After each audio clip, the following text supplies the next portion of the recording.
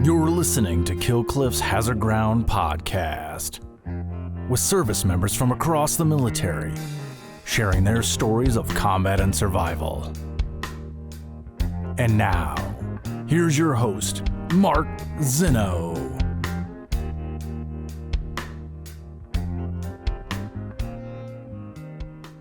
Welcome into the Hazard Ground podcast. As always, we appreciate you joining us each and every week. Before we get started with this week's episode, just our normal set of reminders to follow us on all the social media sites, Facebook, Twitter, and Instagram at Hazard Ground Podcast. Continue to leave those Apple reviews. You know, guys, every week I get like an email from the podcast world that tells me where we are. You're not doing your job.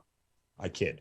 But seriously, it really helps us grow the show. It helps us, get more viewers, more looks, more attention around it. And any fans of the show can tell you that how much they love hearing these stories. And we want more people to hear them each and every time out there. So please go leave us an Apple review. Give us 5 stars. Tell us why you love the show. We genuinely appreciate all the love and support. Don't forget to subscribe to our YouTube channel as well. You can see all of our Hazard Ground episodes right there on YouTube, if that's your preferred method of watching. And if you would also like to watch them, you can download the Kill Cliff TV app. Our partners over at Kill Cliff, who help us put this whole show together. Don't forget to go to killcliff.com and check out all of your great Kill Cliff flavors, CBD included. If you guys are into CBD, Kill Cliff makes some of the best clean energy drinks on the market. You guys know I am a fan. I use the Ignite, which is the pre-workout, the Recover, the post-workout, some of the best stuff on the market. Clean energy drinks. So certainly worth an investment. Killcliff.com. Speaking of investments, if you'd like to help out and donate to veterans charities, you can do so right from your own couch, right from your smartphone, just by going to hazardground.com first. And then click on the sponsors tab, or at the bottom of the page, there's an Amazon button. If you want to do your Amazon shopping, go to hazardground.com first, that Amazon button, or on the sponsors tab, redirects you to Amazon, and you can do all of your normal Amazon shopping. We'll get a percentage of what you guys spend, and then we donate a percentage of that back to some of the charities and organizations you've heard featured here on the Hazard Ground, like the one you're going to hear today, which is an awesome, awesome organization that a lot of my friends I know are big parts of. So please use hazardground.com before you do your Amazon shopping. Now onto this week's show with somebody that I met through my veteran service work and somebody that I just genuinely look up to for everything that he's done, not only in his military career, but post-military career. Spent over 21 years in the U.S. Army, ended up retiring as a major, spent time as an enlisted first, then major, 9 years in the historic 75th Ranger Regiment, over 13 years rather in the SOF community, 8 deployments to Iraq and Afghanistan, was also part of the initial invasion in Afghanistan in 2001. He is currently the National Transition Director for an organization called Gallant Few, and he's the CEO of Ranger for Life. He is Tony Mayne, joining us here on the Hazard Ground. Tony, welcome, and thank you so much for finally being here, because you and I have been planning this for quite some time. Yeah, Mark, I truly appreciate it. And when that opening comes available for my obituary writer, you're going to be at the top of the list, my friend. Well, thank you for that. When I hear that, it's hard to listen to that because it's special, and it just really kind of more makes me remember the people that kind of get you there. So thank you for that. The only problem with me being your obituary writer is I actually have to outlive you, and at the pace that I'm going, I don't know that I stand much of a chance of where I'm going. I've always said, God's probably going to kill me in the next day or two, or he's going to make me live till I'm 107 and just punish me forever. I kid. All right. So yes, I mean, look, it's been an amazing journey for you, and one that I've absolutely loved getting to watch from the periphery. And I'm excited to hear about everything that you've gone through in your career. And Ranger for Life, I think, is so awesome. And yes, it's for Rangers. So if you're not an Army Ranger, it's kind of like not your thing. But still, there are so many in that community now that are still in a post-military life trying to find their way. And I think it's so awesome that you guys are reaching out to those folks and really trying to reconnect them with this special type of brethren that you guys shared, a special type of brotherhood that you shared while you served together. 100%. And it's understanding the blessings of the people around you. It's understanding that the successes that you have is made up of an investment of the institution, but at the end of the day, the people carry that out. And this thing, a Ranger for Life, what I do as a civilian, really goes back to when I transitioned because of a medical board. I'm an operations officer in the 75th Ranger Regiment. I'm a below the zone promotion, from captain to major. That's like a good thing. generally, as an infantry officer, I'm kind of like checking some boxes, and I get to continue to serve in leadership positions, which is the hope. That's what the Army wants, is to serve in leadership positions. So everything's tracking well. And then I undergo a med board. I get a choice. I can stay in the Ranger Regiment, which is awesome, but I'm out of combat arms. And so do I take the job as an electronic warfare officer? Which sounds, if I cared about making money maybe someday and having a technical skill, would have been a great choice. But I'm not a science guy. I believe it exists, but that's not me. And so I took this public affairs job. And then right away, we kind of realized there's an Army Soldier for Life program, and it means well, but what would it look right at the user level? And that was the impetus for this development of Ranger for Life. We associate in the military with foundational experiences with small groups. And so that the badge and the patch we wear, you generally, we're not all general officers. We don't wear that big star. We remember that unit. And so if we're going to do Soldier for Life right, great concept, but it needs to be done down at the unit level. That was the impetus for Ranger for Life. Yeah. And speaking of electronic warfare and science, that just for your own edification, you're not the first guy to not follow the science. See what I did there? I like it. Jokes all around. Okay, let's start back at the beginning for you, because you actually did it sort of different. You went to college first and then enlisted. I won't say what university you went to because it might alienate half of our audience, but that's neither here nor there. I'll let you divulge where you chose to get your education. Well, when you grow up in the great state of Ohio, matriculation to the Ohio State University is a thing. Although I will devolve, now a very established recognized public university. Back then, we would look at colleges in the 90s, 80s and 90s, right? You'd get those big books where it would have like one page on every college. Well, there was one that was based on like a little bit of like humor. And it said to get into Ohio State at that time, you needed a 98.6. Like 98 points. Essay. What is that? No, blood temperature. Right. Yeah. So I was very lucky and blessed to be able to get into Ohio State before it became extremely selective, or that probably would have not be my university of choice. But I'd always wanted to join the military, not a huge family connection to the military. I was just, one of those kids who was as a distance runner. I had friends, but I love to read, and I love to read history. And when you read history, military history, patriotic type works, American Revolution, Civil War, fascinated with those things. I was coming out of college, and I was like, yeah, I'm gonna do this military thing. I'm gonna do it for 3 years, try it out. Wanted to do something hard, and then I was going to go back to Ohio State, marry that girl I was dating, and Chi Omega there at Ohio State, and everything was going to be great. But then I came to this military thing and realized, yeah. And I chuckled when you said 3 years, because I know you enlisted in 1998, and anybody who could do math tells us what happens in 2001. So timing of this, how does it all work out? And by the way, did you enlist for a Ranger contract, or you had no idea what it was? I knew you were an infantryman, but did you want to be a Ranger as soon as you got in? Well, in terms of research at that time, so I was doing all my papers on a Smith Corona typewriter, a word processor. If you don't know what that is, don't worry about it. Know that it's horrible.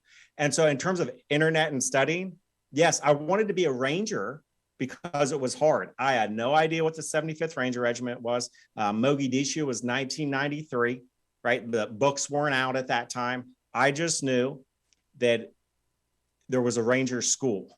So I ended up enlisting with the idea of, I was a Braves fan growing up because of TBS. I'm going to go down to Fort Benning, right? I'm going to be near the Braves. I'm going to be in the Army. I'm going to do this for 3 years. It was not as well thought out as the young men and women now have access to. But I end up plans, right? Yeah, exactly. But I end up coming down and I get through Ranger school quickly. Actually, very blessed that our platoon sergeant, Joe Clark, who is getting inducted into the Ranger Hall of Fame this year with my company commander at the time, Sean Daniel. Also my first sergeant, Chris Hardy. All these people all inducted the same year. Once again, it's all about people. That's who I was surrounded with. I was blessed. But I get down there. I get to Ranger school real quick. Get through in about 1.5 years of time in service, and from when I started to that point. And so I'm already a leader in the Ranger Regiment at 1.5 years. So I go to PLDC And to get back to your question, so how does 9/11 fit? Holy crap. So I'm in a maintenance class at PLDC, which is now, what is that? Primary Leadership Development course.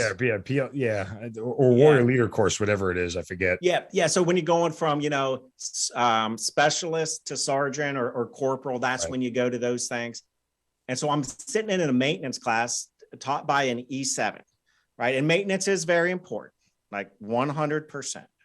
But another sergeant first class came in and said, hey, there's just been an incident with World Trade Center.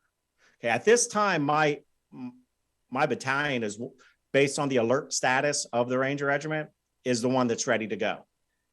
And I'm in this professional development course, and we don't pull Rangers out of professional development courses. So I hear about the first building, and we're all looking at each other like, no way. Then we hear about the second, it's a terrorist attack, and we have like 11 more days of PLDC to go. Right. Like I'm worried about like marching, because Rangers are not the best marchers ever. I'm worried about like leading a squad and marching, and the guys are getting ready to go to the show. But I end up graduating from PLDC. My staff sergeant's there with my Kevlar helmet and my LCE, and we go to the drop zone, Decker Air Landing Strip, right by Fire Drop Zone, for anybody who's jumped out of airplanes in Fort Benning during airborne school. And that's where we did the rehearsal mission for the jump into Objective Rhino. So it was a whirlwind of a time for sure. Okay, so let's kind of put all this together here, because I mentioned at the open that you were part of the initial airborne drop in. You get back from PLDC, whatever we're calling it now, but do you immediately find out, hey, we're going and you guys are part of this? I mean, is it generally just everybody's training at that point in time for something, but they don't 100% know what yet? No, I mean, I get gear. I go to Decker Airstrip, and we are doing a rehearsal, a walkthrough for that airborne drop. That's crazy.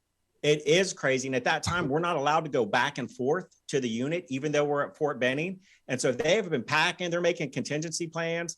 Sean Daniel, he tells the story, the company commander, how they tried to send him as like a for the forward staging base to Tajikistan. They just forgot, as he got on the C-17 and went over there, to actually get, like, I don't know, the politicians and the embassy to say it was okay to be there. So he ends up flying back in time, to lead us as the company commander for Charlie Company 375 into that drop. Just it once is again, so best amazing. laid plans, right? They always work out. So, okay, so this is a couple of, obviously very shortly after 9/11, but we don't end up invading until October. So there's another couple of weeks there. Is that all just nonstop training for you? So it's packing and being ready, right? I mean, you have to set up as we, what do they say? Professionals do tactics, experts do logistics, right? Like, you've got to set up that train to be able to support the survivability of this force before you think about dropping them somewhere in a foreign country, getting them back. So all those things were going on. Also, if you're an airborne soldier, what you care about most in the weather report is not the wind, it's the moon phase, because the last thing that you want to do in the desert, for anyone who's been there, is to be jumping in full loom. So we had to wait for that cycle to go down as well. So they just came off of a full moon, I think, right after 9/11. And it lined up when we were ready to go. We had to wait for moon phases and some other things to happen as well. Crazy. Are you fully prepared for about what you're physically about to jump into? Like, what is your mindset going into this whole thing? That's a great question, Mark, because I hear a lot of people saying, like, the training, we were trained and we were ready. And when I look back on it, to answer that question, were we trained? Yes. But I will tell you, everybody has their own mind. And if you don't have a little bit of nervousness and a little bit of fear, like, I think that's the definition of being psychotic, right? So were we all looking forward to being able to do a combat jump, and the first one since Panama? Yes. Were we all jazzed up? We're going to the show? Yes. Did each of us secretly try to hold on to our bladders? 100% yes. Like, that's that low leveling from our final staging base to the target. I will tell you that some people fell asleep. I still don't know how to this day. but I can remember, I was a distance runner, so I can remember taking my pulse, right? I was at like 140 the entire time. Oh God.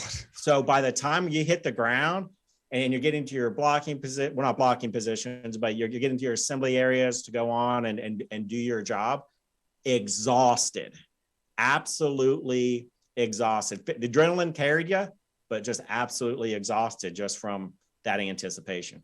Yeah. I mean, I always said that I hoped my training would kick in, but I never went into it with any overwhelming sense of confidence of, well, I'm trained for this, right? Like my mindset never went there. Anytime I went out on a mission or a convoy, my mindset was more of, just do what's right, because all the training in the world isn't going to plan me for the variety of contingencies that were out there. And you always knew that there were variables that you couldn't train for. And so when things went wrong, all I hoped was that I would react in the right way, and that the training portion of things would sort of be instinctual. 100%. For me, though, although I have self-doubt, that's just part of my makeup and who I am, and a little bit of Irish guilt in me. I will tell you, the folks that I was around, I had 100% trust. Yeah. And that's what's carried me. Like I always carry this little bit of doubt. It's something that I work on to this day, right? It's one of the things that's also my drivers. So, it ends up, what's your biggest weakness? My weakness is that. Yes. And it makes it a strength. But the folks that I was around, there was no doubt. And at that time, we only had, I think in our company on that drop, one Ranger had been to combat before, who had been to Somalia.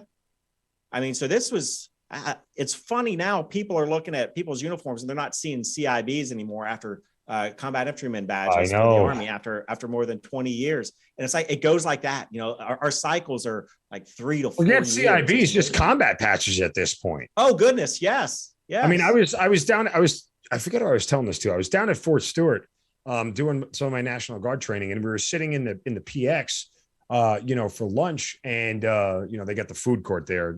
All military bases have them, for those who aren't familiar. But I just remember seeing a cast of these lieutenants walk in, and all these E5s and E6s, and they're all going to lunch. And I'm not like the guy who stares at everybody's uniform, because I don't care. Like, I don't even wear anything on mine. I wear my name, U.S. Army, and rank, and that's it. Because I don't need to. I've always felt like, and I learned that in the soft community. It's like, if you want my record, I'll show it to you. Otherwise, let me just do my job, and everything else will take care of itself. But that said, I saw myself walk by, and I noticed that nobody was wearing a right sleeve patch. And the thought just hit me. I'm like, none of these kids have been to combat.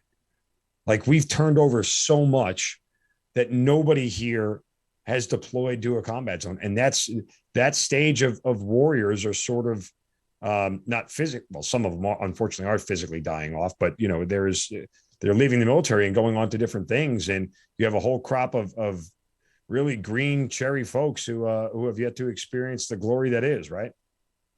It is, and it affects the culture of the institution itself. Yeah. And the Army says that we want to focus on the squad. The squad's led by E6 as a staff sergeant, and you're right. The idea that it's one thing to have deployed, it's another thing to shoot your weapon. It's another thing to have to duck first and shoot your weapon, right? And so you're right, that generation outside of training, I mean, they're at the senior levels of our military right now. I know. The duck first is always the part that gets people, unfortunately. I one more question on the invasion itself, because I find this fascinating, and I only learned this stuff later in my career from actually seeing, high level scale operations and what the planning is for them. So I'm always fascinated by it now. And I look back and I think I would love to have been a fly on the wall watching how that course of action analysis went, right? What is the actual mission? Like, where are you dropping in? Because we had already started a bombing campaign at this point in time by the time you guys do your combat drop, correct? So I believe at that point there had been bombs. We went on the day that we did our drop was also the same night that the Special Forces Group began their work with the Northern Alliance, right? So that's the same day, October 19th, 2001. But as at that time, a team leader, an E5 sergeant, we didn't have access to a ton of information like you would these days, right? Because folks weren't on cell phones, right? Because we didn't have them. People weren't reading the news themselves. So I like to think of it, it was a very pure time in the war where you spent time with your guys. We were in tents together, not little chew rooms where people were Skyping with their mom or their girlfriend back home and being isolated. We did everything together. I learned how to get beat at chess multiple times by a private in my fire team in a very embarrassing ways repeatedly. It was an interesting time. Like, we formed some bonds there, right? Ranger Regiment, very stratified. You know, if you don't have a Ranger tab and you're at Fort Benning where everybody's talk about looking at your uniform. Like, it starts at Fort Benning if you're a war fighter in the Army for infantry and armor, and everybody looks you up and down. And that was the first time in the Ranger community where, I mean, we maintained the standards, but we were almost like all war fighters together. It wasn't as stratified, still stratified, and it's changed over the years.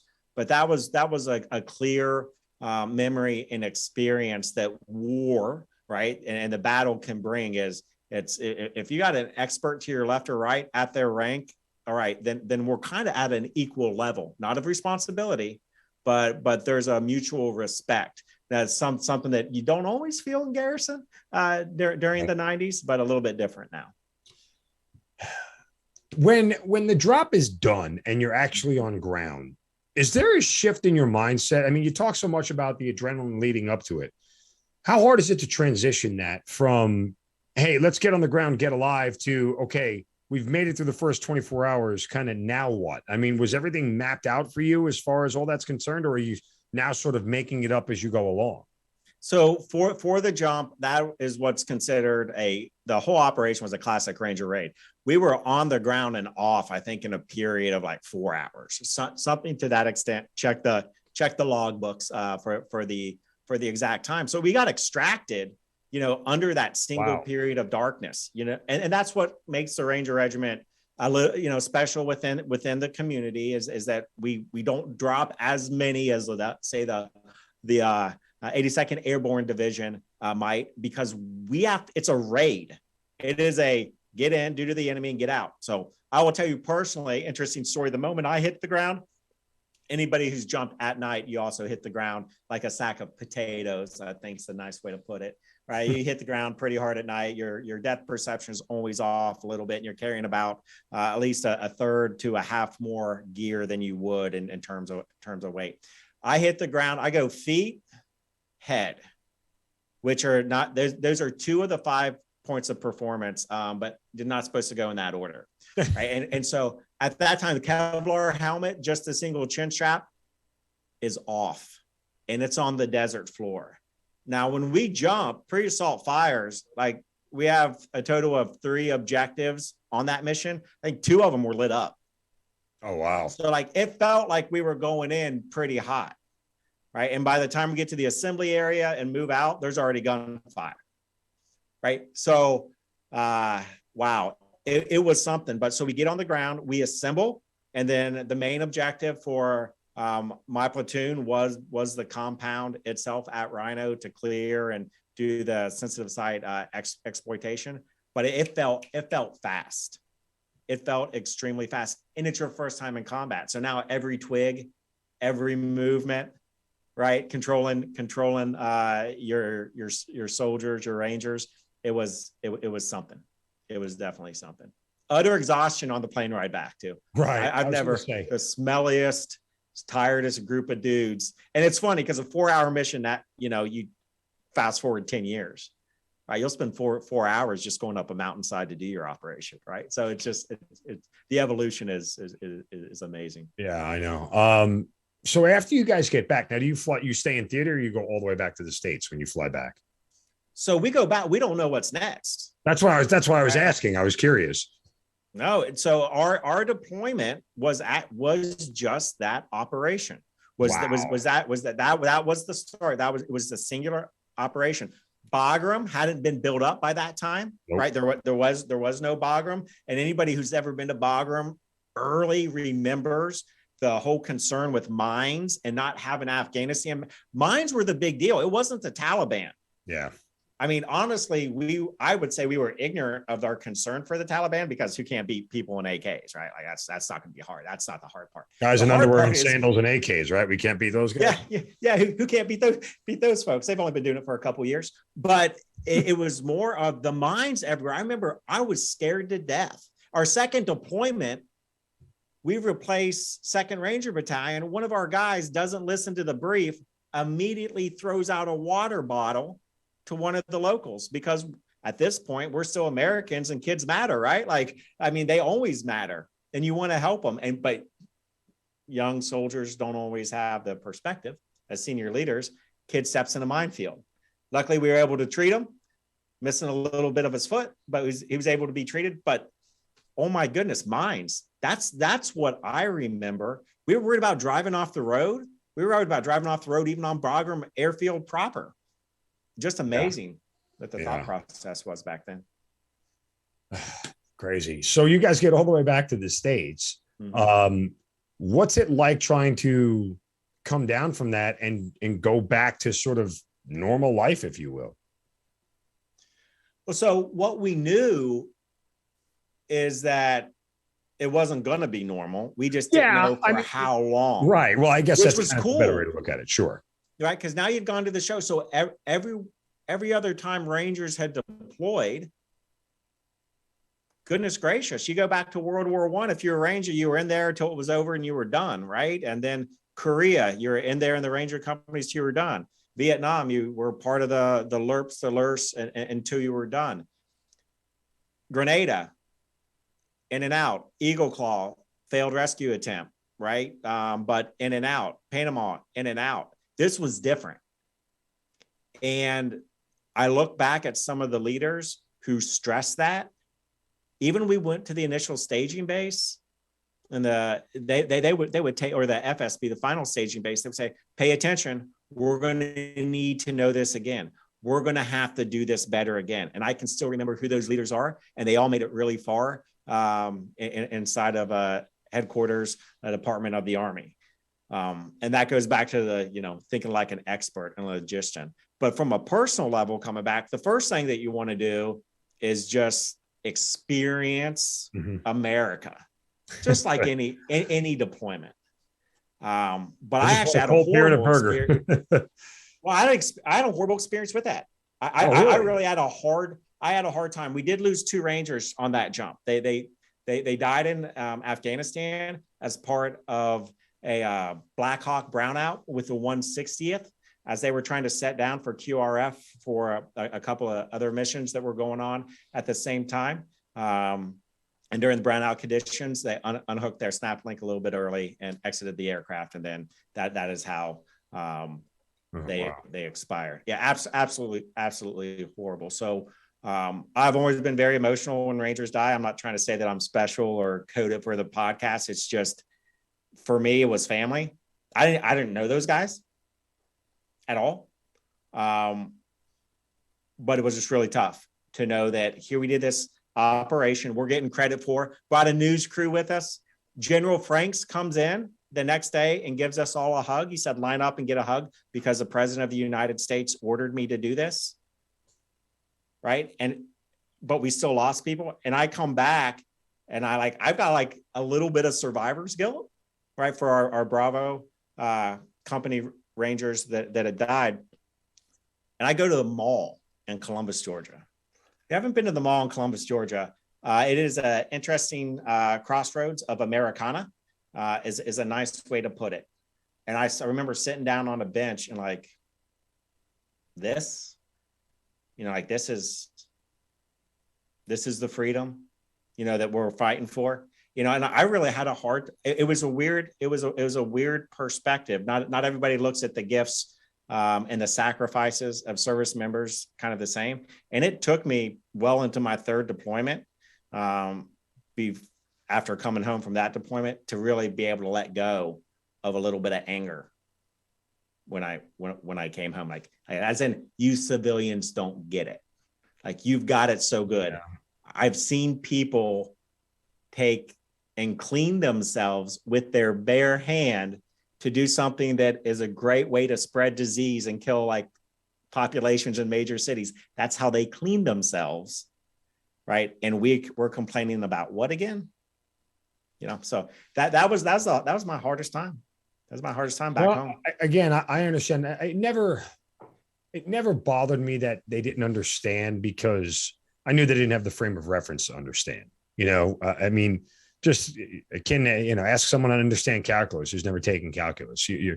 You're never going to get them on any level where they're going to appreciate it. And people who didn't appreciate America, I always shrugged it off as, hey, I think you're an idiot and I think you're wrong. But the great thing about what we fight for is that we give you the right to be an idiot and be wrong. And you can go live your life as an idiot and wrong. And I'll defend you the same way I will as to somebody who's a genius and who's right. So that's kind of what the code is, right? I mean, we're not choosy about who we fight and defend freedom for. It's freedom for all. And that's always at least the compartment I put it in. But, you get back from that first one. When do you get to your second one? And is that in the invasion in Iraq? Because you were there for that as well. So we come back, and that was that mention of Bagram Airfield not being kind of stood up. So after that initial mission, right, and regiment from that point on is continuously deployed and until the pullout last year, right? Yeah, last year. Mm-hmm. That's when I believe we had a 1st Ranger Battalion go into Bagram, I believe, followed by 2nd Ranger Battalion. So we knew that we were going back. Like, now this is a thing, right? We know this is happening. By the time we come back in the summer of 2002, right? Operation Anaconda has happened with 1st Ranger Battalion. Yep. And so the Battle of Tucker Gar. So we are very aware that there will be fighting kind of going on. And this could be a pretty serious event. And so that second deployment, we go up to Asadabad. Goodness gracious, like at that point, my knowledge of Afghan provinces is actually absolutely horrible. Right? I spent all my time training. I didn't spend enough time in the guidebook. And it's on that deployment I saw my first IED. It happened to another special operations unit that we were working alongside of. And I saw what a very small, and they use a mine, of course, like a leftover mine, what that could do to a Hilux truck. Right? Like, you need Hiluxes up here, no armor. You need speed. Speed is the way to go. Everybody comes home, wants to buy a Toyota Tacoma. But on that deployment, we were kind of alone and unafraid out there, resupply every few days, and really trying to, at that time, before the special operations machine is really truly going on all cylinders, trying to figure out how to get after HVT. So we're doing everything from driving vehicles to rotary wing infills to OP points, getting there on foot, and just really trying to figure it out. And what I saw is, man, we struggled on the intelligence, on that human intelligence side, because we didn't, that cultural understanding, a Pashtun-Wali of the Afghanistan, and the way that would play in, like, that was hard for a lot of us. Like, what's wrong with these people? They're all so nice, right? And because we just didn't know what we didn't know, right? It's amazing. And you go back to that same location years later, and it's one of the hottest spots in Afghanistan. So I know, yeah. What's the first time for you when, and I know you said you had some contact, you came in hot on the initial drop, but a more coordinated operation where bullets are flying for you, is there a difference, or it doesn't matter in your mind? No, it matters. Yeah. It doesn't, but I will tell you, I was kind of blessed, right? So in terms of getting shot at with effective fire, it doesn't happen to my 3rd deployment. And so that was the invasion of Iraq. Right. And that was Haditha Dam. And Haditha Dam was one hell of an operation. And so it started with, we were dropped. We did another combat jump, and we were dropped in the western part of Iraq, a DZ called Charlie DZ, not named after the company, but named after our dog, which was named after the company, our company dog, Charlie. So Vengeance DZ was the actual name. Maybe the objective was Charlie for the dog. And so we jump in there and await B company to come in with C-130s. We'd set up a perimeter, and we were really just a forward staging base for the surgical team, for the other special operators working in the West, because the west of Iraq, the idea is that we could delay any type of reinforcements, right, into the main assault into Baghdad. And we didn't know what to do at my user level as a squad leader, and other than just we were going to stay and pull security there until we had follow-on missions. So like that traditional Ranger school, hey, be prepared, follow-on missions. Bravo Company came with a load of GMVs, which were or replaced our RSOVs, which were just unarmored trucks, and we were told we had to go seize Haditha Dam. So we had one period of darkness to leave.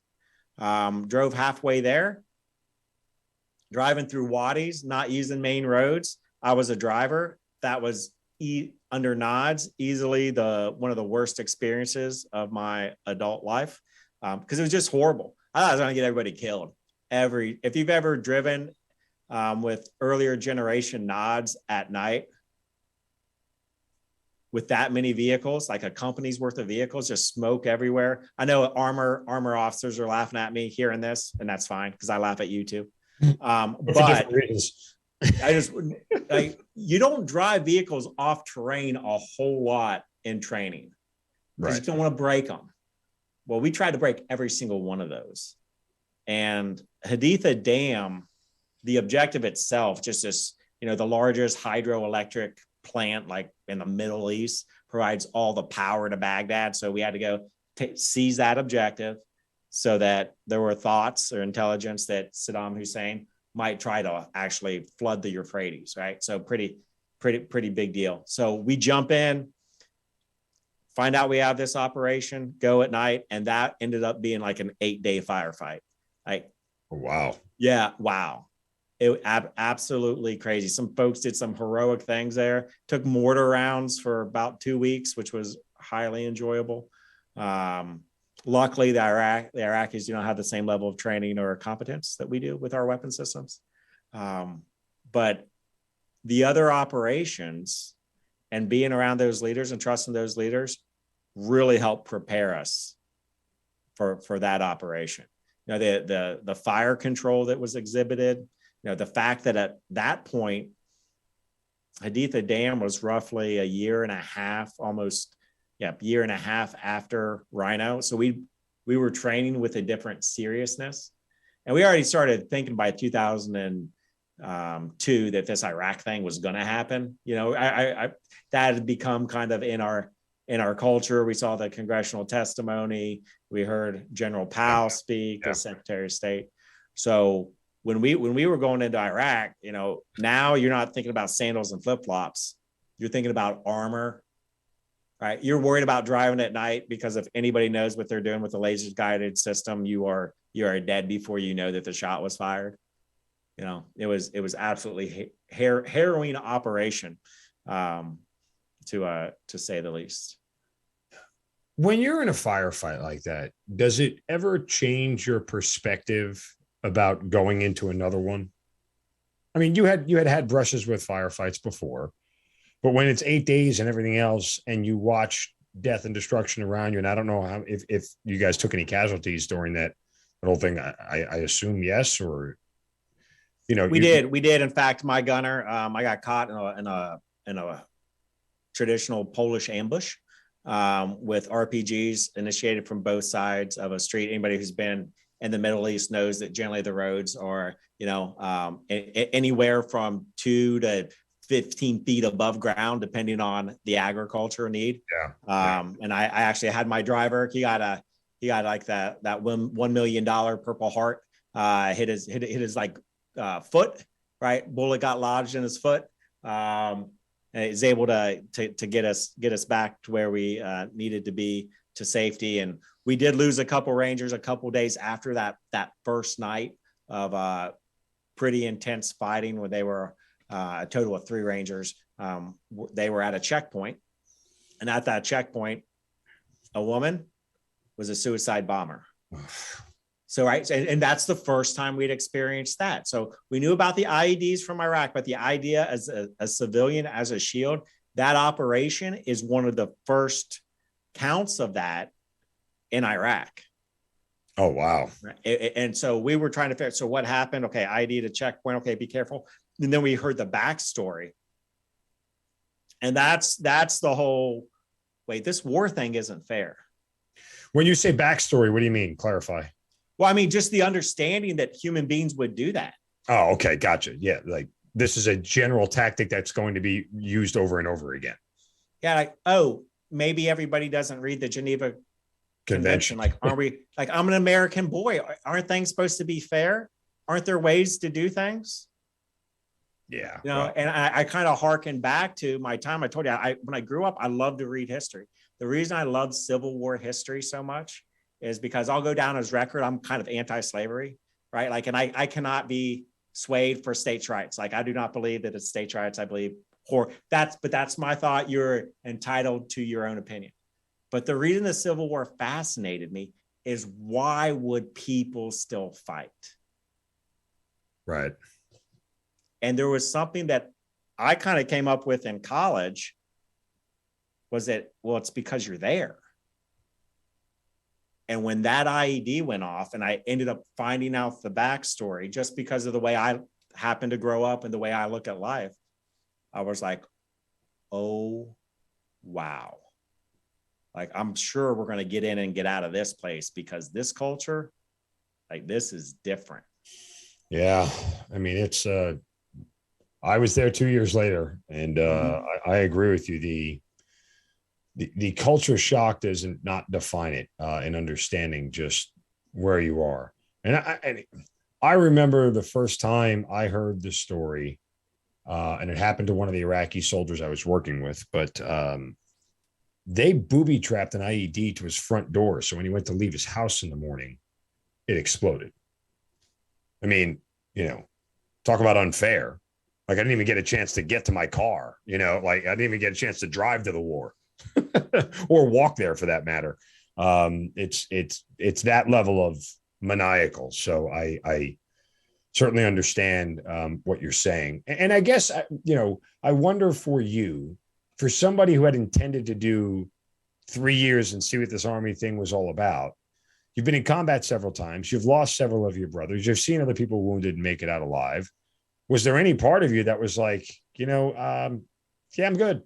You know, like I said, I was gonna do 3. I've done a little bit more than 3. I've gotten my taste of combat. I'm basically in one piece. I can move on to the next phase of my life. Any thoughts of that at all? None. No. In fact, after the second deployment is when I decided that I didn't know if I was going to make the military a career, but I was going to commit more time. That girlfriend back at Ohio State, she didn't agree with that. So she went the way of the dodo bird. She went to go root for Michigan. No, she's smart. She's actually, her first job, she was a speechwriter for the Secretary of State of Ohio. But anywho, I digress. Great young lady. I decided to become an officer, and it wasn't because, like, I thought I could do better. It wasn't the pay. It wasn't any of those things. Maybe I read too many history books, and up until that time, most history books were written about officers. It was the NCO promotion scale. Like, it was like just the way that it happened. And so I got promoted to staff sergeant like really quick, like 4.5 years. I think, like, whenever the soonest was. And that's kind of how it works in Ranger Regiment, because you have a Ranger tab, you're Jump Master qualified. Generally, I was not. My team leader was. That was embarrassing. Anywho, like, you got all these markers that get you promoted really quick. And I started looking at the next promotion, and when can I lead more Rangers? 3 years because that's the way the system is. And I didn't like it. Yeah. I wanted to lead more people. If people were going to, I thought I learned a lot, and I wasn't trying to live what's known as Abrams Charter, which is the reason that the Ranger Regiment was created, to actually set the example for the rest of the Army coming out of Vietnam. So it was meant more of not necessarily war fighting, but training and standards. Right? So I wasn't like some glorious, ambitious guy like that. I decided I was going to continue to fight, and I wanted to be in charge of more people. Right? I wanted to get closer to that tip of the spear of being able to make decisions versus being told what to do. Yeah. And then I ended up getting what I asked for in spades for sure. Well, and again, you had a much shorter route. It's not like you had to go through 4 years of college or anything and get your degree. You already have it in your back pocket. So green to gold is fairly a paperwork matter, isn't it? Or, you know, go through OCS, obviously, or whatever. You still have to go through that level of training, but the degree part was the easy, was the more lengthy part, I should say. Well, so here's a great story about Haditha Dam. So Haditha Dam kind of wraps up. We stay on the dam for, I think, about a month. But the fighting, as I said, that was about like a week to 10 days, and the mortar fire and whatnot, till that finally shut off. But once General Brown from SOCOM was able to come, because he was an aviator, and so he came in a couple of Black Hawk ships, and he asked me up there. I was one of the soldiers, you know, that was required to speak with him. You know, he said, "Is there anything that I can do for you?" And I said, "Yes, sir." I said, "I'm currently in the medical board process, like through the Green to Gold program. Like they're looking, and I'm waiting on a result. I'm supposed to go back and start Clemson in August." And he's like, of course, he looks at his aide and he goes, "Make sure we take care of that."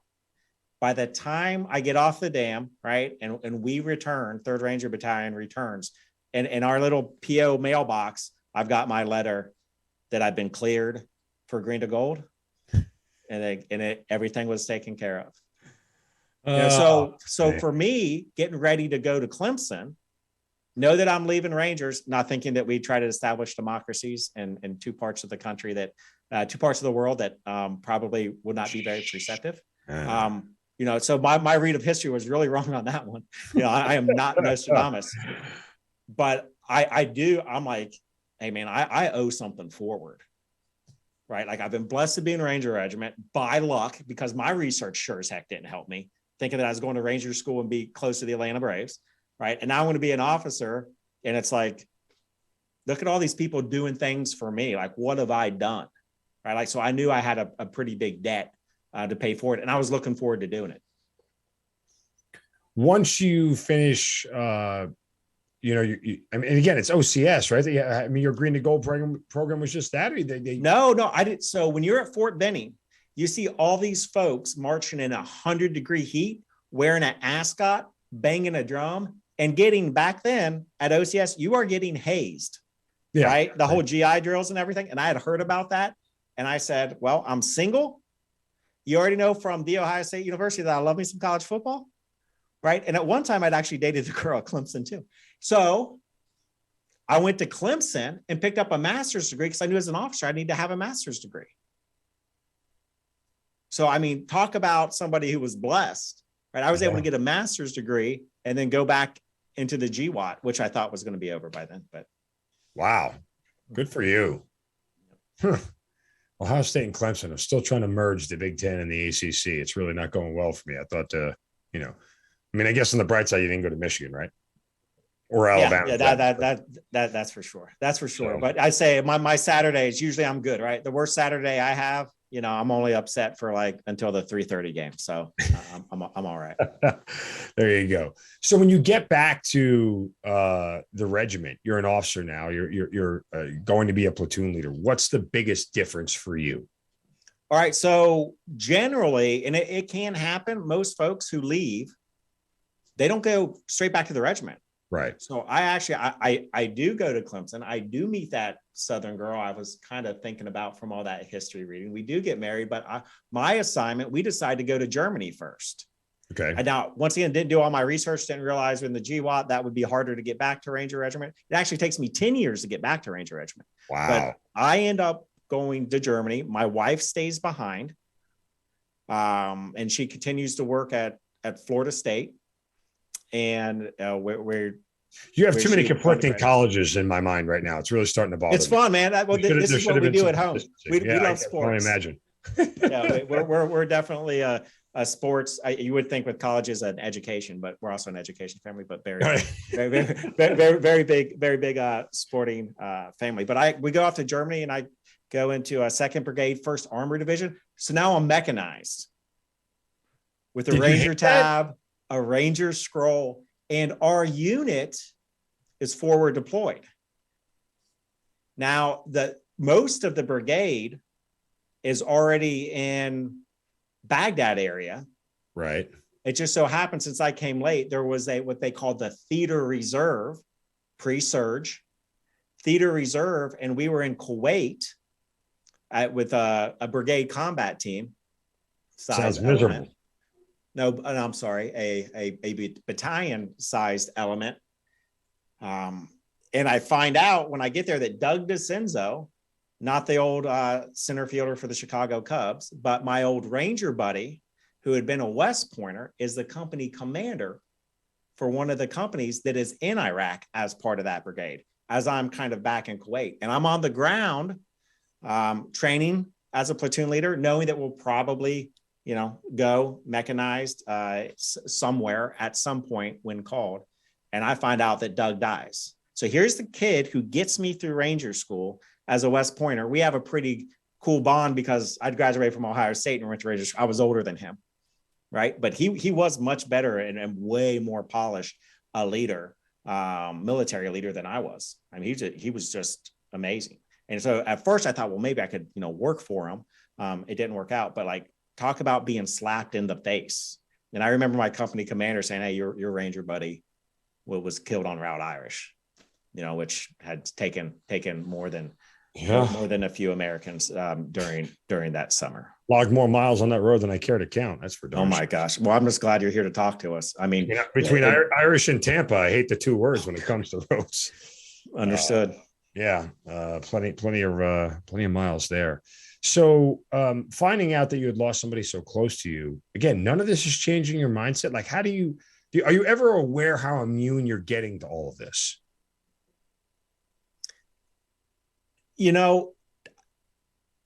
This will be hard for some people. I'll keep it quick. I'm a man of faith. Okay. And our time on this world is short. If you look at, the clock of the world. Right. So I got right with God. I read the New Testament, my 2nd deployment. I understood that the Middle East is a crap show. And when I mean a crap show, for those of you who can read the Bible for history, not trying to convince, not some weird, I'm not trying to inflate you or something to try to trick you to what I believe. If you read it for pure history and what the writers, it's always been a shit show. It will no. It's always been. I would argue this, Mark. It will always be. Yes. And when it's not, is right before the end of the world. Should you believe Revelation? So you know what I mean? So when I say I didn't expect there to be a democracy. I totally forgot that, by the way. I don't think I'm clairvoyant, but it's a bunch of smart Americans who, and I'm not saying, and we're not a Christian nation. Christianity is not our official religion, right? But you think, it's pretty powerful to be there's a source saying maybe you don't want to do this, and it's all played out over a couple thousand years. So be careful. Yeah. But anywho, so that being said, to answer your question, I'm very firm, kind of where I'm at, right? And that's what helped me. Now to keep other people alive, that was my mission. I was never wanted to be a general officer. Didn't care about being the best. I hate platoon competitions, other than the fact I like when we compete against ourselves, the rah-rah stuff. I say, put down your pom-poms. I hate all that crap, because war is about doing what you're told and winning. And you've got to do that very well at whatever element you can control. Right. And so I was like, you know what? That's how I'm going to make a difference for these guys. I guess, I mean, look, we spend so much time, and you and I have touched on this a little bit back in some of our personal conversations. You talk about mental health and the struggles of it and everything else. And I ask these questions now with the benefit of hindsight being 2020, did you realize how immune you were becoming to all this stuff? And some of that comes from a pure level of frustration, I guess, personal, both in empathetically frustration for others, in a sense where why didn't anybody have the wherewithal to understand that, okay, hey, turn the page, focus, mission forward wasn't the best way to handle all this stuff going forward. And so I asked the question from that standpoint, and more of looking hindsight 2020, I guess, is a better way to phrase the question. Do you think that if you had had some semblance of wherewithal to be able to acknowledge that, hey, turning the page, my best friend just died, a guy who I dedicated a part of my life to is now gone, maybe I need to kind of refocus my energies and my compass and everything else, that may be the better way to phrase it, but the answer kind of is still the same. You weren't thinking that way, correct? That's probably a little too young, probably a little bit, let's go get the bad guys a little bit, even though now we're talking on a like geopolitical scale. Like I was very neophyte in how I kind of put that all together, but I do wear a bracelet. It was very hard when I learned that my best friend from the Ranger Regiment who ended up going to Alaska was killed. He had a combat medic. We called him, his nickname was Fat Medic, which was not a term of endearment. And he was not fat. He was a big Hulk who we made fun of for running the 5-mile standard run where you're supposed to be in 40 minutes. He was so slow, he would run it in 38:30 and get made fun of. And even though he could squat 600 pounds, bench press 400, he wasn't fast as everybody else in the platoon. Ends up getting dismissed from the Ranger Regiment. And when I found out that he died, going to perform his first duties as a combat medic, right? So it's one thing to do it in training, but there's an IED behind his, and this was the first time that we know of that he was actually going to treat somebody wounded. He was blown up in a secondary IED. Oh God.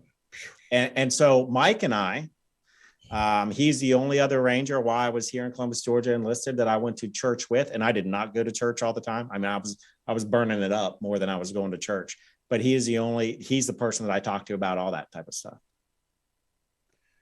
So, man, the crazy part is I don't know if we ever really start to take inventory on loss while we're in the moment constantly deploying, right? Like you say it now and you talk it all back to me. It's kind of like, at the top of the show when I gave you introduction, when you hear somebody else say it, it's just like, man, how are you not able to, how is all this not able to make you buckle, right? To make your knees buckle. And you're saying it to me now, and that's what I'm wondering. Like, how did you continue to go back for 4 more deployments, for crying out loud? Like it just becomes, it seems like a lot. And I know, and the only reason I'm focused on the emotional angle of this is because in the regiment, you guys invest so much emotional energy, even though you never actually talk about it and acknowledge it, right? All the training you do together and everything you do next to each other, there's an emotional attachment that grows whether you want it to or not. It can't not grow. And so there's an emotional attachment to everybody in the regiment, even like you said, guys you don't know personally. It's all emotional because you know exactly what that person had to do to stand there and be in that same formation. And that, takes its toll. It doesn't. Well, what is that? It's really compartmentalization, right? Which is, horrific to do. And so who we take it out on in terms of emotionally is one, we don't discuss it amongst each other very often. And because we don't discuss it with folks that we're around every day, we will then go home and not discuss it. So who's suffered the most during my service due to what I've seen? Nicole Mayne, my wife. Like, it's not even close.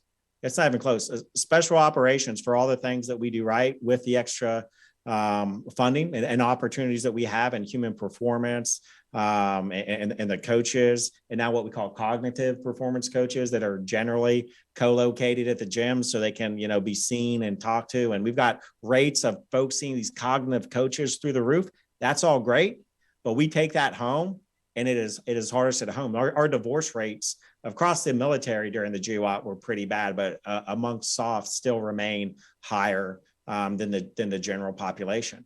And part of it is because the stress we deal with, we don't know how to talk through it. There's not time in the day to talk it through, right? As you're doing work, you got to compartmentalize it.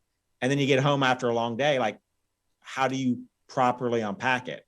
That's the hazard of the job. That's the hazard ground of being a person of action and to wanting to be at the tip of the spear. Is there's not time to figure yourself out unless the institution recognizes it and kind of builds it. And that's what's hardest with the officer versus the NCO Corps. The officers can get time. We have it as part of our professional development. And the most egregious thing that the Department of the Defense does is it does not invest in its non-commissioned officer corps the way it does its officers corps, with that time where they can get the same level of decompression and services, right? We see it a little bit more in soft. The Ranger Regiment, you'd mentioned Ranger for Life. That's now a program of the 75th Ranger Regiment. Inside of that is Phalanx. And Phalanx is a program for those who want to continue to stay, to continue to provide opportunities with the cognitive coaches, to provide additional education. Because we realize once we prepare people to leave with additional education, well, what do you have to do while you're getting that education? You need time off work. You need decompression. You need time with family. So a little bit of a tangent there. Mark, like you, I'm very passionate about it because it's so in front of our face. You better be able to answer that question as a leader pretty quickly. So what did you do? Right? Like if you can't, so what are you doing to ensure the mental health of your folks? Like, I don't care about the muscles. I can do that. We've got gyms for that. I got training time for that. Like, what are you doing for their, cognitive performance? I mean, for crying out loud, it took the Department of Defense 15, 16 years to realize that a year deployment boots on ground was too long. It took them 15 years for them to come to that realization. We watched the Air Force at 4 months, Marines at 6-7 months, SOF 6-7 months. Everybody else is doing 6-7 months. The Army's like, nope, year, boots on ground. Nobody else does anything. That's it. And you know what? Oh, stop loss. We'll extend you while we're here. Like, no, again, did we know? We didn't know what we didn't know back then. And we didn't know how many mental struggles we were going to walk into, right? So in fairness to the DOD, when I had deployed for the first time in 2005, there was no thought of not doing a year simply because of mental health wasn't a thing. Like you really got to get post 2010, but still it took them another 5 years. Still when PTSD was a thing that we all knew of. By 2010, 2007, 2008, it started coming out in the ethos that PTSD was real and it was a thing. And it just, they're painfully slow in everything that they do, other than making a uniform change, which even at that takes 7 years to implement. So neither here nor there, but your tax dollars, right? Hey, say la vie. Let me ask you, you mentioned just a moment ago, biggest difference between officers and NCOs. When it comes to leading and it comes to leading in combat for you, outside of being in charge, what was the biggest difference being the officer side of it versus the NCO? Well, just because of my progression, right? Where I was a squad leader, then a platoon leader. I mean, it's just more responsibility. I think people would probably know a little bit about me. Like the care for an individual is pretty paramount. Mm-hmm. And that's really why I probably maxed out the best I could be for the Army as a company commander, because that's about the time where I could actually know everybody. And so there was so much joy in that job because I could, about 250 folks at a HHC, 120 and a line company. That's about where I could pretty much max out knowing people, knowing reenlistments, knowing families, all these type of things. But I will tell you, I just took everything that I learned at Ranger Regiment. Like I had mentioned, it's not about the fact that I was around a bunch of people with a Hall of Fame, but I was squad leaders with the current regimental sergeant major. I was squad leaders with the previous regimental sergeant major. And both of those folks are responsible for expanding the Ranger for Life program, right? Taking care of our people first. So I really felt as I moved up, just more of a responsibility for the people. It is not hard to train. It is not hard for me to do training management. It is not hard to do professional development. The hardest part of having more people as an officer was to try to impart, like, you actually need to care for these people. Yeah. Because it's based on someone's background. Isn't that kind of you got to care for your soldiers? Okay. Well, if Bobby just left home. He decided to leave home to join the Army. And do you know why he left home? He doesn't know his dad. His mom wasn't in the best situation. He decided to leave to get away. And now you're going to tell somebody who's 2 years older than Bobby that he needs to care for him? Like, that's tough. So I'm not trying to come off as like the biggest empathetic, nicest guy in the world, but that's where the struggle is. Once you realize that, like, why aren't things getting done? We're dealing with imperfect people who are extremely young, expecting a level of professionalism that you would expect in the professional world from folks who are not just trained, but specially selected. Mm-hmm. We train who we get. We don't choose who we train. Boy, life would be easier in our military if we could. Yeah, well, in any organization, right? Like and what do you find for high performing organizations? Where are they spending all their money, all their time? Yeah. Right? It's in the talent recruitment and development. Yeah. There you go. And to your point, and the more senior I've gotten, the more I try to spend time doing this, although it gets increasingly more difficult because you have to go report to everybody and everybody has to report to you. And that requires time. Right. But it's just like you said, just talk to people. Like, the only way to know why Bobby enlisted is to ask them and show that genuine care and concern. Like, hey, specialist so-and-so, how's your family?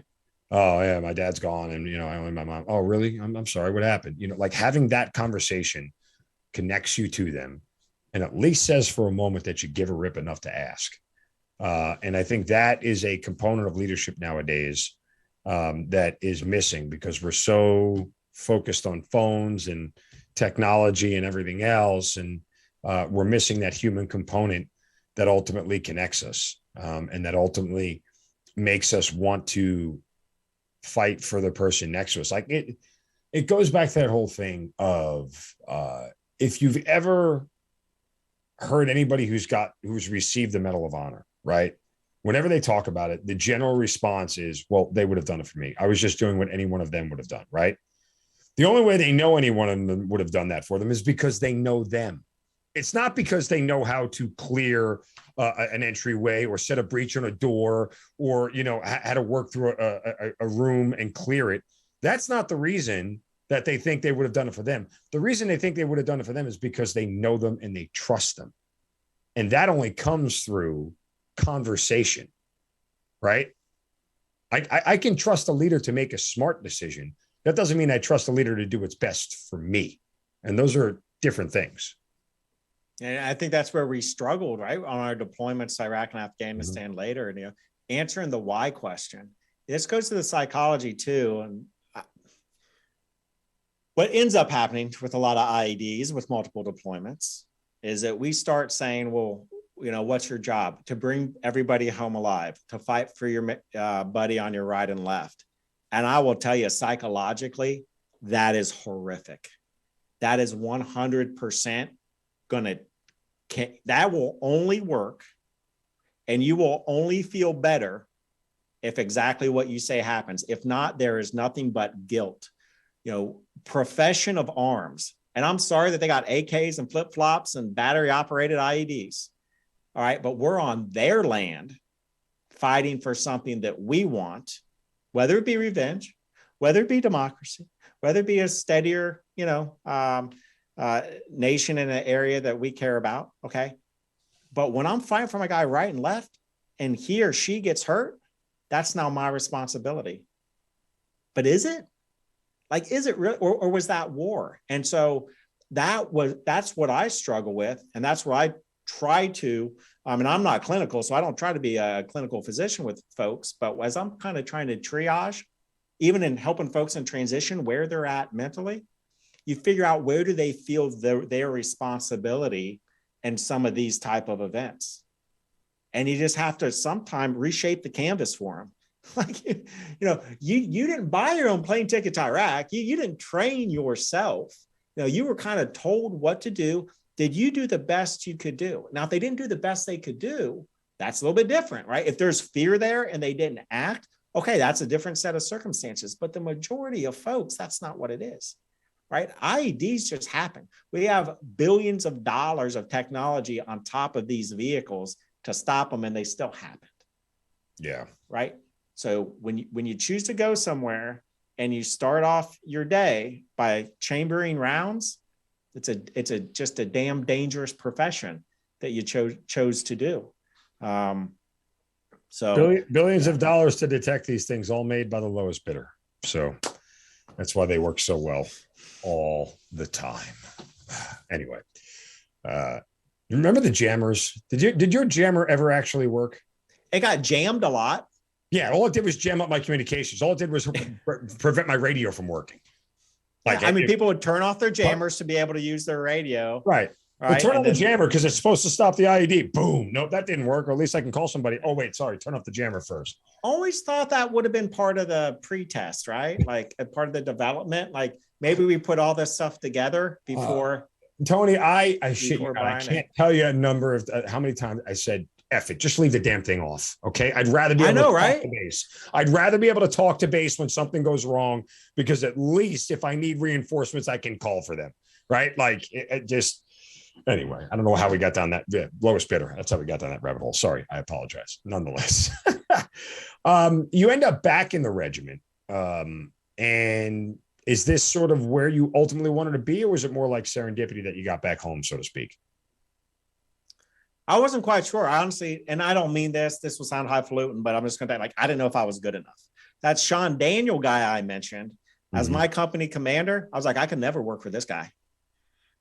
Right. And I didn't get to come back as a platoon leader because we were at war, and it really wasn't a thing that I wanted to stay with my unit at that time. And so I didn't think I was good enough for a while. And then when it came time as a captain, I would have been a company commander. I'm like, I'm not Sean Daniel. Holy cow. You know, and at this time, Sean's doing great things in the special operations and conventional side. But there was always that ping. There was always that desire. And I think I put my packet in about as late as I could to come back. And that self-doubt, that Irish guilt I was talking, like, it's a thing. It's truly a thing. It wasn't because I was humble. It's like, I just didn't know if I could be good enough. Like there are great and talented people all across the Department of Defense. But what makes Rangers, I think, a little bit different, and I don't want to say all soft, but specifically is just the reps. I don't think people understand. Sure. We would go out on an operation in Afghanistan. I wouldn't have air cover. Right? Like you wouldn't have air cover. You would just, if you'd go out, and if there was some, and you knew the contingencies to be able to request, and if you needed it, right? But you'd go out sometimes without air cover, without these things. Always within the golden hour for medical care. I got it. Well, as you're doing that as a platoon leader, some kid who comes to Ranger Regiment has got an FO controlling 3 lines of ISR, right? Multiple fixed wing platforms, right? And all these different things. And so what you know and what you experience, it's just more. Okay. Other Army lieutenants can come and learn that, but they don't get the damn reps. Right. Sure. Right. And so when I came in, I remember when I went through Ranger Assessment and Selection Program 2, that's what senior NCOs and officers go through. And we had a field problem that was pretty intense. And I will tell you, they were using lingo. I'm like, I'm screwed. Like I haven't experienced, like for them, it was all common. Right. They're calling platforms by platform names. I don't even know what they do. I don't know their capabilities. I never experienced them, maybe read about them in a General Dynamics brochure. Like, I don't know what the hell they're talking about. and so when I actually do make it back, I become the air officer. And I will tell you from day one, I was extremely thankful to be there, and my ears and my eyes were wide open. And it's just been, it was just amazing.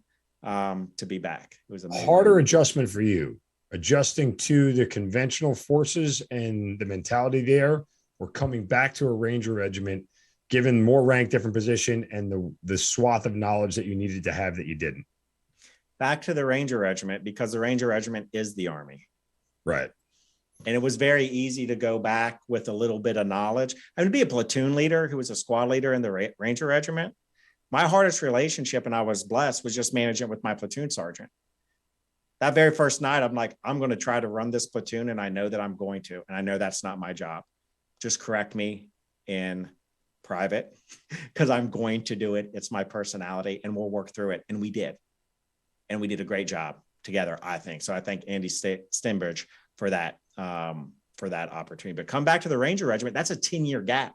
So remember I said, we were in Afghanistan for those first couple of times trying to figure out what we're doing. We're on Haditha Dam with GMVs and trying to figure out what we're doing.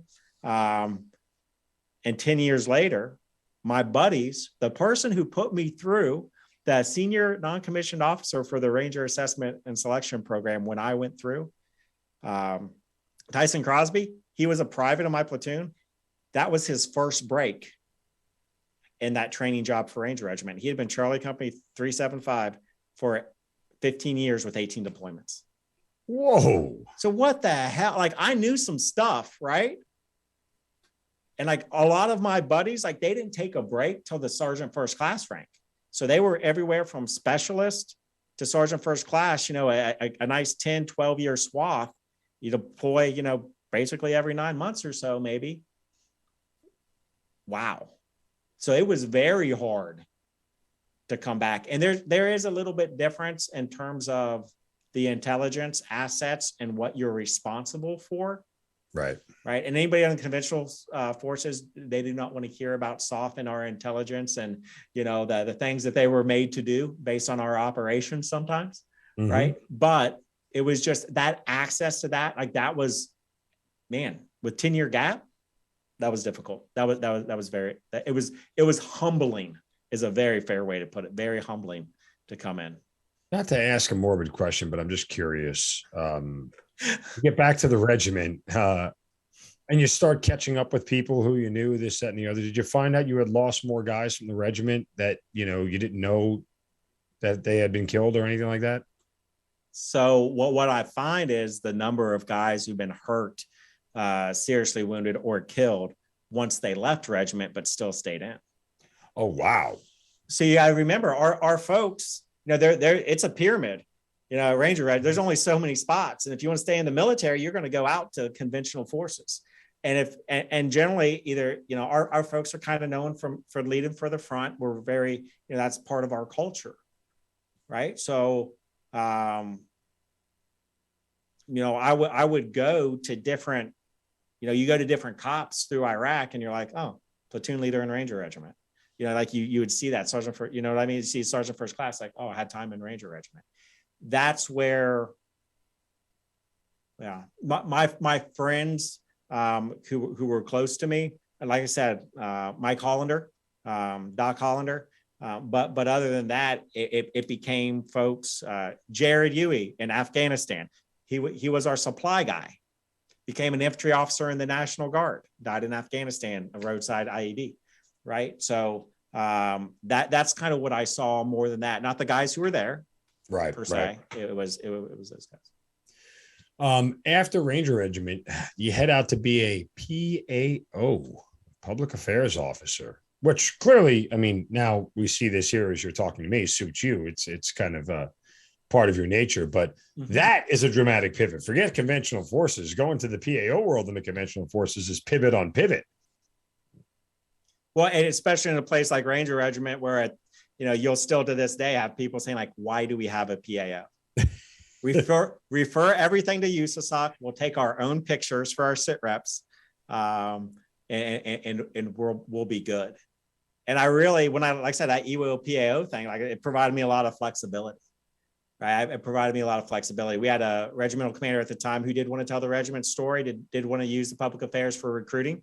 Right, so we were going to reach out to a bigger external audience. Usually, most of our efforts are for internal audiences. And so I was blessed to be there at the right time with a great opportunity. And so here I am, a captain getting ready to be a major. And Charlie, once again, that Charlie Company crew at that time, I think had 3 of the 4 battalion ops sergeant majors. Right. So I always had an opportunity as an officer, and be careful being an officer with a good idea in Ranger Regiment, let alone the Army, but in Ranger Regiment. This Ranger for Life thing, it all happened after I talked to all those ops sergeant majors. I did not develop that thing in a vacuum. I made sure that I had buy-in from senior folks before doing it. And so, becoming a PAO, well, as you better show value right away or you will be marginalized. So it did help to be on regimental staff, not come in to soft from the outside and have an idea of the culture of the organization. And I knew how important the internal products were as well. So it was a tough 3 years for sure. It was rowing because you had all the OCONUS responsibilities, deployment responsibilities on top of that. But we built a really great infrastructure, and I'm very proud of what we did. How do you know when it's time for your career to be over? When the med board happened, mm-hmm. That was when. And honestly, the strain, every couple is different. But that med board was a blessing for my marriage. Right. No doubt in the world. I would have had to make that. Actually, I really pretty much made the choice between, what people consider success as a career in my family. And I chose family. I would also say though, I knew from being in Ranger Regiment that I maxed out my talents as a company commander. Like I admit it, like I know my aptitude. I think self-awareness is kind of like if you ask me what one of my strengths is, I think it's self-awareness, right? Like I like to be down in the weeds of things. You can't do that as a really good field grade. You've got to be happy and show probably more trust than I show, to be honest with you, even though I try to develop that. So that's when. And so I spent having that last 5.5 years of my career as a PAO with the commander's ear because of my unique situation, or at least access to the commander and executive officers and the staff. I feel like I was able to feel very comfortable with the level of candor that I was given or was able to give or guidance. And when I received guidance, to be able to respond to it and not just say, yes, sir, because I was worried about, I didn't care about an OER my last 5 years in the Army. Like and I know you're not supposed to care, but you also should care because it is the institution you're a part of. Yeah. Right. I mean, I was able to just be like, I'm in Ranger Regiment. These people are producing the next battalion commanders, right? Like every single dude I worked with is a battalion commander if they stayed in. Like infantry battalion commander. 3 of my friends in the last 2 weeks all took their battalions. It's awesome to see, right? I know where I rack and stack. Just do a job. Just do what's right for Ranger Regiment. So like that stress was off. The only stress was just, my personal performance and wanting to do well for the organization. When you leave the Ranger Regiment for good and you retire, and you know that it's over, is there a part of you that feels different? Well, so I was lucky. I was able to go to SOCOM for my last 3 years. Okay. And then with that, I had a deployment to Afghanistan with a Clemson grad as a commander of Sajid Major General Jem Linder. Is able to bring Marty Skovlin over 2 times from Marty Black Skovlin, Rifle Coffee Company. Former Hazard Ground guest, Marty Skovlin. Yeah. There you go. Right. And so it was got my last operation. The last time I left the wire, got in a one-way firefight, which was fantastic in Afghanistan. So just absolutely blessed. But to answer your question directly, 2 months ago now, maybe a month ago, I live in Columbus, Georgia. Mm-hmm. I live where Fort Benning is at. It took me a year and a half with people knowing that I was around, to step foot back at Ranger Regiment. Why? Because I'm not one of them. Okay. I've been helping Rangers in transition as a volunteer or full-time job for 8 years. I have the Ranger Outreach Center in Columbus, Georgia, a partnership with St. Luke United Methodist Church. And it took me a year and a half to go roughly 5 miles. What was the motivation? Everybody hugged me and said, back? it's great to see you. What was the impetus? What pushed you over the edge to finally do it after 18 months? The time, like time heals all wounds. Mm-hmm. But it wasn't that I was wounded. It's just when I talk to you about that Irish guilt and not being good enough, when all of your peers or when all the people you work for are command sergeants major or now general officers, and all of your peers are at the top of their profession, like I knew where I stood. And I never wanted to feel and be one of those local hangers on. When you're a public affairs officer at Ranger Regiment, you work with all the nonprofits as well. That's generally something that we do. Maybe it's changed culturally, but generally there's that interaction with the public, nonprofits, right? And I would see people who were hanging on. And I really just personally didn't want to be perceived as someone who was hanging on. I always wanted to represent the regiment publicly, because usually folks don't do it for the regiment, but do it publicly. But actually coming back to the heart, it was difficult. Did you know that you wanted to go into the business of helping Rangers post-military right after you got out, or did it take you a little while to find your way? I mean, obviously, again, you mentioned at the top, you work with Gallant for You and now Ranger for Life. So how does all that come about? And is that what you wanted to do? I don't know it. So in 2017, as I'm leaving Ranger Regiment, we had started doing a article series called Ranger for Life. I was trying to show that service in the Ranger Regiment makes good human beings, right? I think the biggest gap in the military is we don't use our people to tell the story. We use faces and pictures, but we are scared to death of maybe a senior official getting in trouble, or after they get out, a senior official getting to a high position and getting in trouble. And it's like we have that whole Hall of Fame standard, right? Like, until you're in, we can't talk about you. People are our pacing item. So I created that Ranger for Life thing, that series that we would talk about people. Because I did that, I started working with the nonprofits. And that's when I learned of Gallant Few.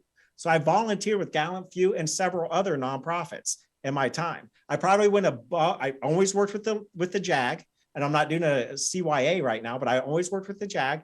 But like I tried to get involved with as many of their projects as possible. But in 2017, when I was getting out, I decided to come back to Columbus, Georgia with my wife to run our church's military ministry. Because in Fort Benning, I believe that there is a need. We get to SOCOM. I continue to volunteer with different organizations. And I start looking at, we're going to live in Columbus, Georgia. It's not Atlanta, right? Like it's a cheaper standard of living kind of needed for great things. We got a great charter high school here. And so I started looking at those things. I'm like, I could do nonprofit work. And sometimes you think you cancel yourself out of nonprofit work because there's no profit in nonprofit if you do it right, per se. Like, you know what I mean? There's, personally that's not why what you're motivated by.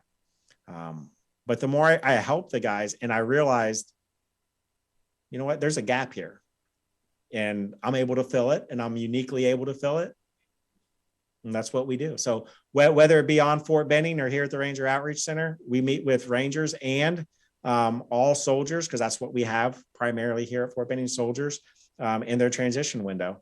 And we try to just talk them through a more elite transition and what it will take. And what we find is the jobs, everyone wants to have purposeful jobs, those type of things, right? A lot of folks do that. That, to me, that's easy. Once I get somebody to walk through the door to say they want help, most of the work's done for the job.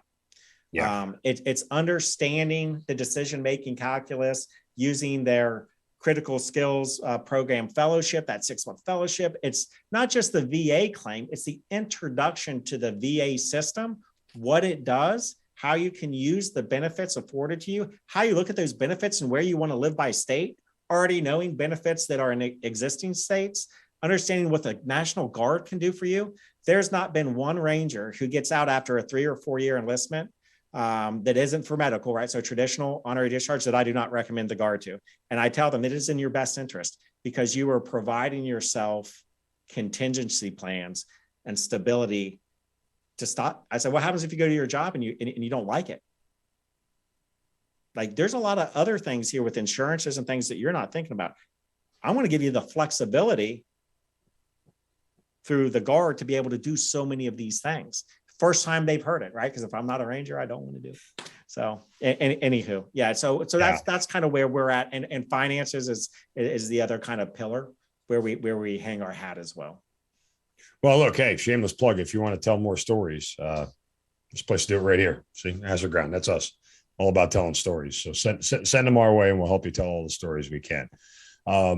When you end up helping a Ranger fix themselves, or at least put them on a path for success going forward, is there a comparative feeling to anything you did in service? Is it as exhilarating as jumping out of a helicopter or a plane or whatever into a combat zone? Like, what is that feeling like for you?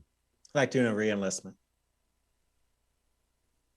It's like they're a part of the team. Like they listen to the message, right? They're believing what they're hearing.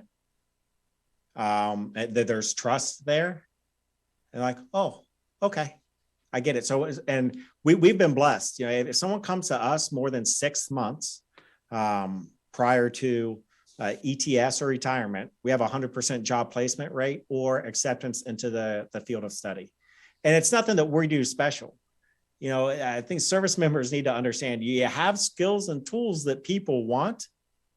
The biggest thing you need to do is just start early. And you'll see those options. And, you know, like I said, if I get you to the door, you've already asked for help, right? Yes, there's the installation centers. Okay, and I understand that. However, the installation centers in reality are training centers for transition, right? And their pacing item is a checklist signed that you have completed your training to do what you wanted to do, right? It is not your actual employment or acceptance. You can pass and be considered a success with a plan in your transition, right? That's a gap, right? No university says that when you graduate, you have a potential to get a job. They will tell you the exact stat of the number of graduates who have a full-time job within 6 months of getting out. That's their pacing item. The person put into numbers, right? That's what we do. And that's what's lacking in the DOD right now. Can you tell a difference between Rangers who are getting out now and guys you serve with? Like, is the Ranger regiment, is being a Ranger, and I know the standards haven't changed, but the corporate culture of the military has changed. And I don't think anybody could have prevented that. And that's not necessarily a bad thing. I don't say it as a pejorative. I think every organization needs to adapt and change with what is going on around them. You can't just stay stagnant. And so from that standpoint, can you tell there's a difference between 2022 Rangers and 2002 Rangers?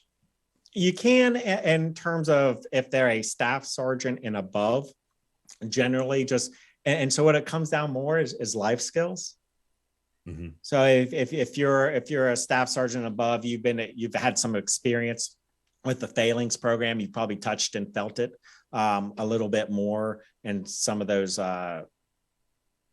specialties that are there to support the Rangers. But at the end of the day, when I'm talking to someone who is in their 20s, who hasn't had a quote unquote real job outside of the Army, they're extremely similar. And that's why transition is so important. That's why it's not just a buzzword anymore. You need one-on-one mentorship. You have to understand where someone comes from before you try to help them. I always like to say, just like the young man I met with today, like he's living proof I've got job security. Right? I mean, right. He joined the Army for a reason. He wanted to get away. Now he's going back in. So now he's actually behind his peers who've been doing civilian work. Right. So yeah, it's and again, rangerforlife.com is the website if you're interested in taking part. And obviously, again, there's other ways to support if you aren't a Ranger, I assume, correct? Well, 100%. So our National Transition Director for Gallant Few. Gallant Few's been around for 11 years, founded by a former 1st Ranger Battalion Ranger, Carl Monger, established because we realized that unless you're the regimental commander or the regimental command sergeant major, you probably didn't get out with your position and left feeling much like I just described a little while ago, as if you had something that you didn't complete. You're no longer a part of the team. That's why Carl founded Gallant Few, is to make people know that they have worth and they have hope and they have purpose. So through there, any veteran can become part of our ecosystem, take part of our Vet Star coaching. If you are a service member, transition as well. And the Gallant Few enables me to do and continue to develop the Ranger for Life program as well. Well, look, again, there's so much more to the story that we didn't even get to. I know you and I could spend hours and hours and hours going through it all, and I'd love to do it. And I'm sure we will get to do it. But as far as the show is concerned, we'll put a bow on things. But also, you are actually hosting a podcast as well, right? I do. It's called a Morley. You can talk about podcast. it. Podcasts aren't proprietary. They can listen to both mine and yours. So I tell you why I do it. I don't know about you, Mark. I mean, we've talked about it a little bit, but it's therapy, right? Sure. Like being able to tell your story. Everybody has a story. People who've listened this far need to get back to work probably, but people who've listened this far in this podcast know that like people have value. An individual has value to a community. And so by telling your story, there's that twinkle, there's that chance that someone's going to hear it and connect with you. That's why I do the podcast. I mean, I want to grow it, and we're going to try to, but it's that is the rationale. And then what I also use it for is when I do have somebody on, that's how I make connections. So there's LinkedIn, there's email, there's phones. But when we provide Rangers mentors, it's like, hey, before you talk to this person, go look and see what they have to say. So nearly everyone that I bring on is somebody that in one way, shape, or another is helping our Rangers and service members in transition. That's awesome. That's really good. So again, so much to thank you for just your time, sharing everything personal and otherwise, and your continued service, not only to Rangers, but to all military folks. I mean, look, you're one of those folks out there who's a resource in our veterans community and willing to go the extra mile to help out veterans with anything. And I think that's unique and it's special. We've become a very crowded space, good, bad, or indifferent. And not to say anybody has nefarious intentions, but there are a certain amount of genuine people in this world who are looking to truly do better. And I know you well enough to know that you're one of them. And I certainly thank you for always having that at the forefront and that being the driving force behind what you do for Gallant Few and Ranger for Life. So it has been amazing talking to you as always. I know we will stay in touch. You and I, obviously, we have a lot of work to do together between both of our organizations, but again, I can't thank you enough for everything. And it's certainly been a blast having you here. And Mark, thanks for everything that you're doing. It's much appreciated. Rangers lead the way. Tony Mayne, thanks for being part of the Hazard Ground. You've been listening to Kill Cliff's Hazard Ground podcast, hosted by Mark Zeno. If you have an interesting story to tell and you'd like to be on the show, send us an email at producer@hazardground.com. And if you like the show, don't forget to subscribe, rate, and review on Apple Podcasts. Thanks for listening. We'll see you next time.